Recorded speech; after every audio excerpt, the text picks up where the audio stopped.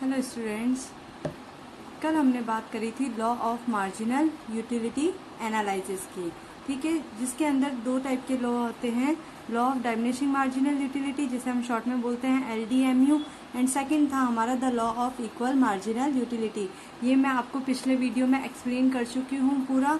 आज हम पढ़ेंगे the law of equal marginal utility के बारे में। चलिए हम बात करते हैं consumer equilibrium in term utility approach, जिसे हम कार्डिनल अप्रोच भी कहते हैं, the law of equal marginal utility. क्या होता है concept of consumer equilibrium in utility approach या फिर इन कार्डिनल अप्रोच?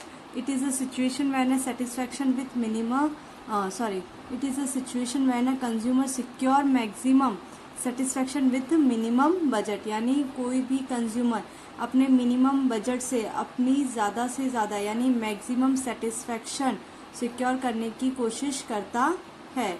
इसे हम क्या कहते हैं? Point of balance, point of satisfaction, point of saturation. ठीक है, अगर दूसरी भाषा में हम बात करें तो the consumer is in equilibrium when given his income and market prices he plans his expenditure on different goods and services in such manner that he maximize his total satisfaction। यानी कंज्यूमर इक्विलिब्रियम में उस point पे होगा जब वह उसकी जो income है एंड जो मार्केट प्राइस है, तो उन दोनों को इस तरह से बैलेंस करेगा, अपनी इनकम को उन गुड्स एंड सर्विसेज पे इस तरह से एक्सपेंडिचर यानी खर्च करेगा कि उसे क्या मिल सके? मैक्सिमम टोटल सेटिस्फैक्शन मिल सके। इस लॉ को हम और भी कई नामों से जानते हैं, जैसे कि the law of substitution, law of maximum satisfaction, law of consumption, law of economy, law of indifference, law of proportionality, second law of Gossen. First law कौन सा था हमारा? डायमिनिशिंग मार्जिनल यूटिलिटी, वो फर्स्ट लॉ था। Then second law है ये the law of equal marginal utility. 8th name है इसका law of spending, and 9th है principle of income allocation according to Leftwich, यानी ये नेम इसे किसे दिया है? प्रोफेसर लेफ्टविच ने दिया है। अब ये लॉ भी 3 टाइप का होता है। कितने टाइप का होता है? इस लॉ को हमने 3 कैटेगरी में डिवाइड किया है। According to utility approach there are 2 different situation of consumers, जिसमें से आपके कोर्स में सिर्फ 2 ही है। ठीक है, इन केस ऑफ वन कमोडिटी, यानी सिर्फ हमारे पास वन कमोडिटी पे ही हमें एक्सपेंडिचर करना है, यानी जो भी हमारी इनकम है उसे सारा किस पे खर्च करना है? हमें सिर्फ एक ही कमोडिटी पे। और सेकंड है इन केस ऑफ 2 और मोर कमोडिटी, और जो सेकंड है वो कौन सा केस है? 2 या 2 से अधिक वस्तुओं के संदर्भ में होगा। ठीक है, थर्ड है इन केस ऑफ एग्जैक्टली 2 कमोडिटी। ठीक है, जो कि आपके सिलेबस में नहीं है, तो अभी हम इसको नहीं पढ़ेंगे। तो पहले हम इसकी बात करेंगे in case of one commodity, then हम बाद में पढ़ेंगे इन केस ऑफ 2 और मोर कमोडिटी। तो चलिए हम बात करते हैं इन केस ऑफ वन कमोडिटी के बारे में। देखिए, consumer equilibrium in case of one commodity या फिर सिंगल कमोडिटी, क्या होता है इसके अंदर वो देखेंगे हम। A consumer is in equilibrium, consumer equilibrium की position at the quantity, at उस क्वांटिटी में, at which the marginal utility of X good, यानी MU ऑफ एक्स, यानी जैसे हम इससे डिनोट करते हैं, जो हम आगे पढ़ चुके हैं कि मार्जिनल यूटिलिटी क्या होती है, is equal to its price, यानी जब MU एक्स यानी एक्स कमोडिटी की मार्जिनल यूटिलिटी एक्स की कीमत के बराबर हो जाए। ठीक है, तो वहां पे हमें क्या मिलेगा? इक्विलिब्रियम पॉइंट मिलेगा इन केस ऑफ वन कमोडिटी। ठीक है, तो इसका बेस देखते हैं हम इस लॉ का। When a consumer buys a single commodity, जब कोई भी कंज्यूमर एक सिंगल कमोडिटी को खरीदता है, हैविंग वन यूज, और सिर्फ उसे वन टाइम यूज करता है, his behaviour is guided by law of diminishing marginal utility. तो उसका बिहेवियर किसके ऊपर डिपेंड करता है? पूरा law of diminishing marginal utility, यानी जैसे जैसे हम उस वस्तु को कंज्यूम करते जाएंगे उससे मिलने वाली यूटिलिटी क्या होती जाएगी? कम होती चली जाएगी। ठीक है, तो इस लॉ के भी कुछ अजम्पशन है, इसकी भी कुछ मान्यता है, जिसके बिना ये लॉ क्या है? इनकम्प्लीट माना जाता है। ठीक है, तो वो क्या क्या है कंडीशंस, अजम्पशन इसकी? द कार्डिनल और utility approach of consumers equilibrium based on following assumption. पहली है कंज्यूमर इज रैशनल, कंज्यूमर कैसा होना चाहिए, रैशनल होना चाहिए। He wants to maximum his satisfaction, यानी उसका मेन उद्देश्य क्या होना चाहिए, मैक्सिमम सेटिस्फैक्शन पाना। कंटिन्यूस कंजप्शन कैसा होना चाहिए, कंटिन्यूस होना चाहिए। ऐसा नहीं है उस चीज़ का आज कंज्यूम कर रहा है उसके बाद उस चीज़ को देखेगा ही नहीं। कंजप्शन कैसा होना चाहिए, कंटिन्यूस होना चाहिए। Consumers income is given must be constant, consumer की इनकम गिवन होनी चाहिए या फिर कांस्टेंट होनी चाहिए। No change in consumers income. Prices of commodities are given and remain constant, कोई भी जो भी हम कमोडिटी यूज़ कर रहे हैं या तो उसकी प्राइस जो है वो गिवन होनी चाहिए और कांस्टेंट होनी चाहिए। No change in price of any commodity. Utility is cardinally measurable, utility जो वो है वो कार्डिनल बेस पे देख रहे हैं हम, तो ये कैसी होनी चाहिए, मेजरेबल होनी चाहिए यानी मापनीय होनी चाहिए। Can be express in exact unit, जिससे हम इसे किस में एक्सप्रेस कर सके, यूनिट में एक्सप्रेस कर सके। Marginal utility of money must be constant, यानी जो हमारा मार्जिनल यूटिलिटी ऑफ मनी है वो कैसा होना चाहिए, कांस्टेंट होना चाहिए। अब इसके हम कुछ फैक्टर्स के बारे में बात करेंगे कि इस लॉ में कितने फैक्टर यूज में आ रहे हैं, किन फैक्टर पे ये लॉ डिपेंड करता है। देखते हैं। Purchase of a commodity by a consumer depends upon 3 factors, किसके ऊपर depend, price of a commodity, marginal utility of a commodity and marginal utility of money. ठीक है, तो जब ये दोनों चीज़ें इक्वल होगी तो हमारा ये लॉ क्या होगा, अप्लाई होगा। It is a rupee worth, अब MUM क्या, it is a rupee worth यानी ये पैसे की वर्थ है। Satisfaction that consumer expect to get और it refers to worth of rupee to a consumer, यानी हमारे लिए पैसे की वैल्यू को बताता है। ठीक है, ये आगे बात करते हैं हम कंडीशंस की कि कौन कौन सी कंडीशन होगी तब जाके ये लॉ अप्लाई होगा। तो कौन कौन सी कंडीशन की नीड है हम ये देख लेते हैं। Condition of equilibrium of consumers या फिर कंडीशन ऑफ कंज्यूमर्स इक्विलिब्रियम। ठीक है, पहली, consumers equilibrium is attained when ratio of marginal utility of a commodity and marginal utility of money is equal to the price of a commodity PX। ठीक है, जब इन दोनों का रेशियो प्राइस के बराबर हो जाए तो वो आपका क्या होगी, कंडीशन इक्विलिब्रियम की कंडीशन होगी। ये हुई हमारी फर्स्ट कंडीशन। बात करते हैं हम सेकेंड कंडीशन की। Consumer's equilibrium is attained when the ratio of marginal utility of a commodity, यानी marginal utility of commodity and price of commodity are equal to marginal utility of money. जब ये दोनों चीज़ें बराबर हो जाएगी यानी इन दोनों का रेशियो MUM के बराबर हो जाएगा तब हमारा जो कंज्यूमर है वो इक्विलिब्रियम पॉइंट पे होगा। MUM marginal utility of money in term of utils, MUX marginal utility of X commodity X and PX is equal to price of commodity X in term of rupee. अब हम इसे explanation by table and diagram, तो सबसे पहले हम tabular presentation देखेंगे इसकी। देखते हैं। Consumers equilibrium in a single commodity case is illustrated by numerical example, इसे हम एक न्यूमेरिकल एग्जाम्पल के थ्रू समझ सकते हैं। In the given table suppose the consumer wants to buy X commodity, consumer क्या चाहता है, X कमोडिटी को खरीदना चाहता है।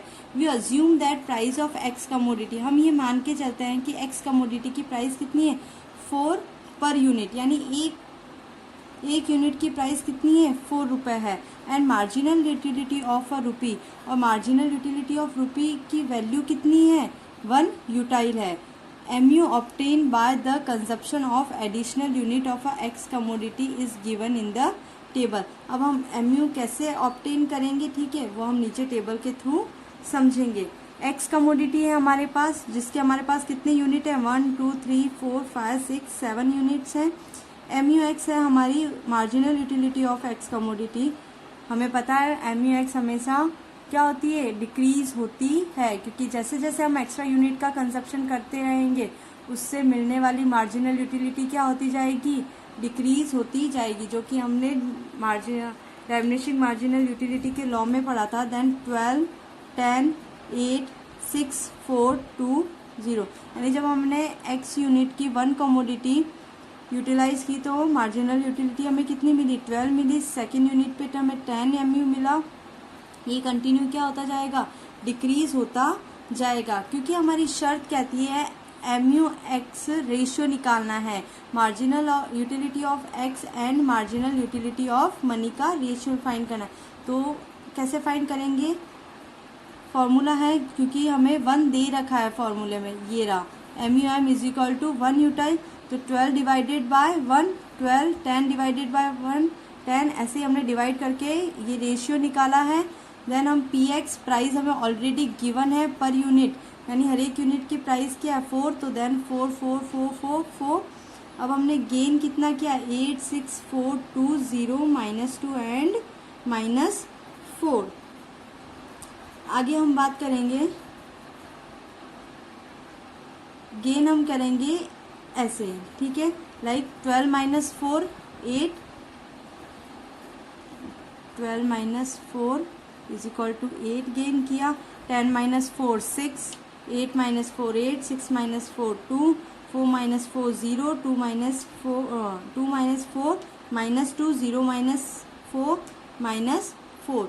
अब ट्रेंड्स देखना, स्टार्टिंग में 8 to 2 हमारा कंजप्शन क्या हो रहा है, कंटिन्यूसली इंक्रीज हो रहा है। क्या हो रहा है, कंजप्शन इंक्रीज हो रहा है, ठीक है। उसके बाद हम इक्विलिब्रियम पॉइंट पे आते हैं। इस पॉइंट पे हम क्या होते हैं, इक्विलिब्रियम पॉइंट पे होते हैं। क्यों होते हैं यहाँ पे हम इक्विलिब्रियम पॉइंट पे, क्योंकि यहाँ पे MUX is equal to PX, यानी जो हमारी शर्त थी इस लॉ की कि एक्स कमोडिटी की मार्जिनल यूटिलिटी PX के, यानी प्राइस ऑफ एक्स कमोडिटी के बराबर होनी चाहिए। तो यहाँ पे क्या होगा, हमारा इक्विलिब्रियम पॉइंट होगा। और नीचे क्या हो रहा है, हमारी जो गेन है वो क्या हो रहा है, कंटिन्यूस कंजप्शन गिरता जा रहा है, ठीक है। क्या हो रहा है, कंजप्शन डाउन होता जा रहा है। दैट्स वाई यहाँ पे भी नहीं होगा हमारा इक्विलिब्रियम, और यहाँ पे भी नहीं होगा, ना तो इन सिचुएशन में होगा, ना ही इन दो सिचुएशन में होगा। ये है हमारी 5th यूनिट पे हमें क्या होगा, इक्विलिब्रियम पॉइंट मिलेगा। फ्रॉम द गिवन टेबल या schedule it is clear that the consumer will be at equilibrium when consumes 5 unit of commodity, जब वो 5th unit of commodity x की कंज्यूम करेगा, बिकॉज एट 5th यूनिट, ठीक है। तो वहाँ पे हमें क्या मिलेगा, क्योंकि MUX और PX हमारी शर्त, वहाँ पे जो हमारी कंडीशन है इस लॉ की वो पूरी कंप्लीट हो जाती है। ना तो यहाँ पे नहीं कंप्लीट हो रही, यहाँ पे नहीं हो रही, यहाँ पे नहीं हो रही, यहाँ पे, क्योंकि यहाँ पे सब पे क्या हो रहा है, ये जो रेशियो है वो ग्रेटर देन 4 है, देखिए ग्रेटर देन 4, और यहाँ पे ये दोनों क्या हो रहे हैं, इक्वल हो रहे हैं। MUX अपॉन MUM रेशियो जो है वो प्राइस के इक्वल है, और यहाँ पे सारे चारों पॉइंट पे ये सारी चीज़ें क्या है, इससे ग्रेटर देन है, प्राइस से क्या है ग्रेटर देन, और नीचे है प्राइस से लेस देन। दैट्स वाई हम यहाँ पे इक्विलिब्रियम पॉइंट नहीं हो के हमारा इक्विलिब्रियम पॉइंट कहाँ पे होगा, 5th unit of X commodity पे मिलेगा। अब हम इसका डायग्राम देखेंगे। डायग्राम में देखिए, यहाँ पे मैंने ली है MU एंड प्राइस ली है, price of x and marginal utility of X commodity. यहाँ पे मैंने लिए यूनिट ऑफ एक्स कमोडिटी, क्योंकि हमारे यूनिट टोटल 6 थे, 1 2 3 4 5 6, और यहाँ पे हमारा हाईएस्ट वैल्यू थी 12, तो 2 4 6 8 10 12। तो हमें फर्स्ट यूनिट पे हमें कितनी मार्जिनल यूटिलिटी मिलती है, 12, सेकंड पे मुझे मिलती है 10, थर्ड पे मुझे मिलती है 8, 4 पे मुझे मिलती है 6, 5 पे मुझे मिलती है 4 एंड 6 पे मुझे मिलती है 2। जैसा कि मैंने बताया था ई पॉइंट पे हमें क्या मिलेगा, इक्विलिब्रियम पॉइंट मिलेगा, क्योंकि यहाँ पे क्या हो रही है, अकॉर्डिंग टू टेबल हमारी कंडीशन कंप्लीट हो रही है, मार्जिनल यूटिलिटी PX के बराबर हो रही है, ठीक है। 4 इज इक्वल टू 4 क्या हो रही है यहाँ पे हमारी, 4 इज इक्वल टू 4, क्योंकि प्राइस भी 4 है हमारी यहाँ पे, ये देखिए प्राइस लाइन हमारी 4 है, देन MUX जो है हमारी ये 4 ये रही, ठीक है। तो ये हमारा MUX कर्व हो गया, सिंपल सा डायग्राम है ये आपका। अब हम डायग्राम का एक्सप्लेनेशन यहाँ पे मैंने दे रखा है, OY पे मैंने क्या लिया, OX पे क्या लिया है, E हमारा इक्विलिब्रियम पॉइंट है, MUX हमारा marginal utility of X commodity है, ठीक है, मैंने डायग्राम का एक्सप्लेनेशन दिया है यहाँ पे, बस जो डायग्राम बनाया है उसी को मैंने सिंपली कुछ वर्ड्स में एक्सप्लेन किया है, जो मैं वन टाइम रीड कर लेती हूँ एक बार। X axis of the diagram shows units of X commodity. Y axis of the diagram shows marginal utility and price of X the commodity. MUX curve slopes downward. MUX जो curve है ये हमारा वो क्या है, डाउनवर्ड स्लोपिंग है, ठीक है। Indicates that MUX decline as more and more unit of commodity X are consumed. जो कि ये बताता है कि जैसे जैसे हम X कमोडिटी का कंजप्शन बढ़ाते जाएंगे, मोर एंड मोर यूनिट को हम कंज्यूम करते जाएंगे, उससे मिलने वाली एमयू क्या होती जाएगी, डिक्रीज होती चली जाएगी। Px is a horizontal and straight price line.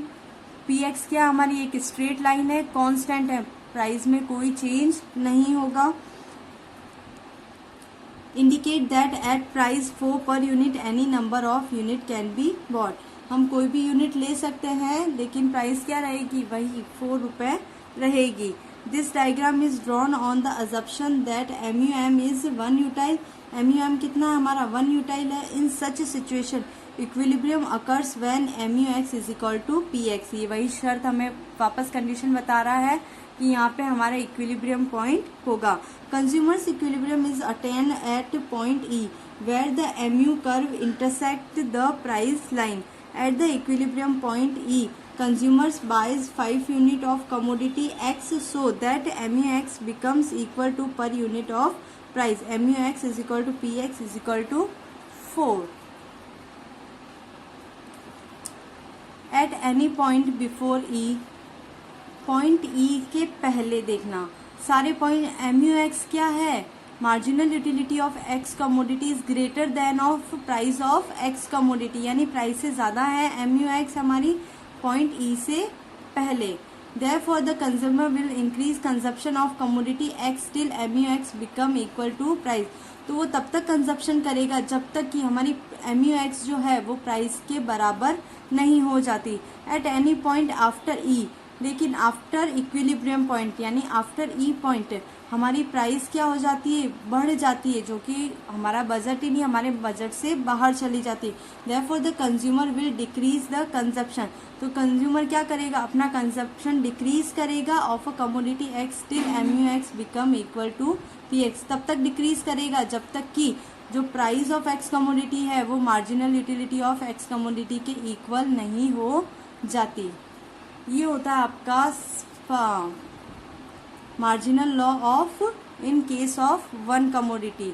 आगे हम पढ़ेंगे केस ऑफ 2 कमोडिटी, 2 और मोर कमोडिटी।